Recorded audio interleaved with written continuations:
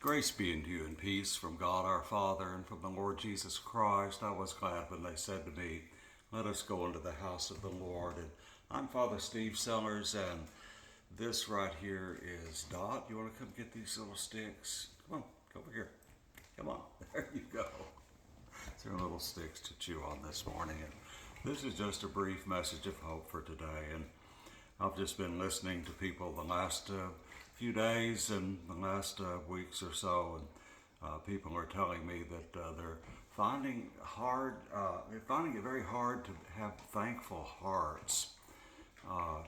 We are surrounded by such negativity these days, and in almost everything, in almost every category of our lives, there is anger and bitterness and pain and confusion and misunderstandings and all of those things just bombarding us all the time, and it's hard to keep our hearts thankful, and just got a couple of suggestions about that. I was thinking this morning very early about a very old hymn written in 1636 by a Lutheran pastor, Martin Rinkart, who wrote it in the midst of one of the most horrible situations imaginable in Eilenburg in Germany, a walled city in the middle of the 30-year war, where Europe was in flames, and in his city of Eilenburg, it was a walled city,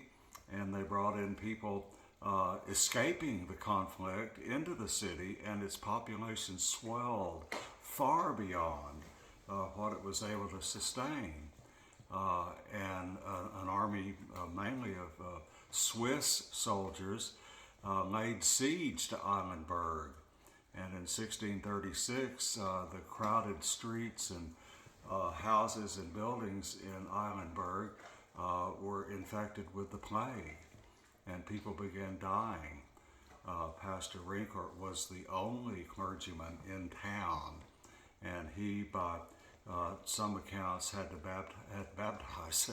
He did baptize a lot of people, but he had to bury people, sometimes 40 and 50 at a time, and spent nearly the whole time of the siege burying people.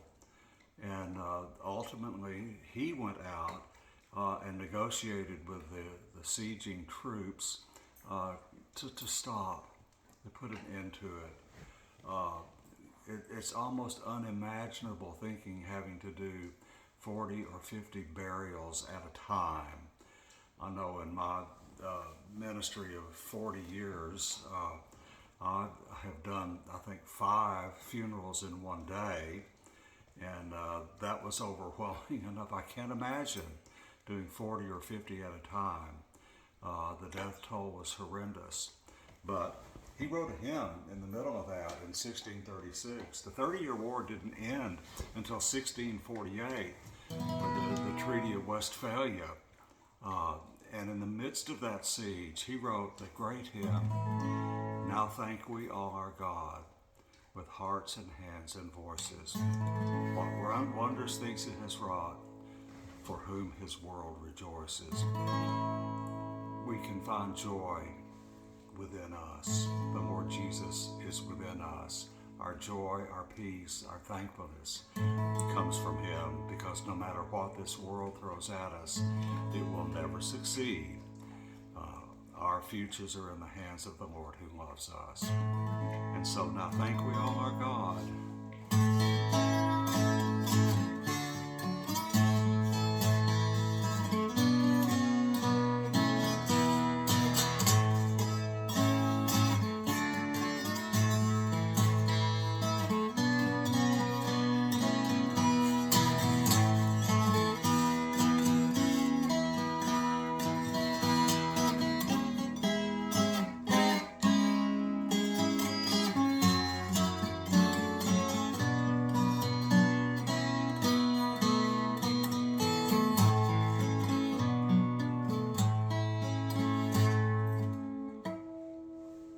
I hope you have a blessed day today.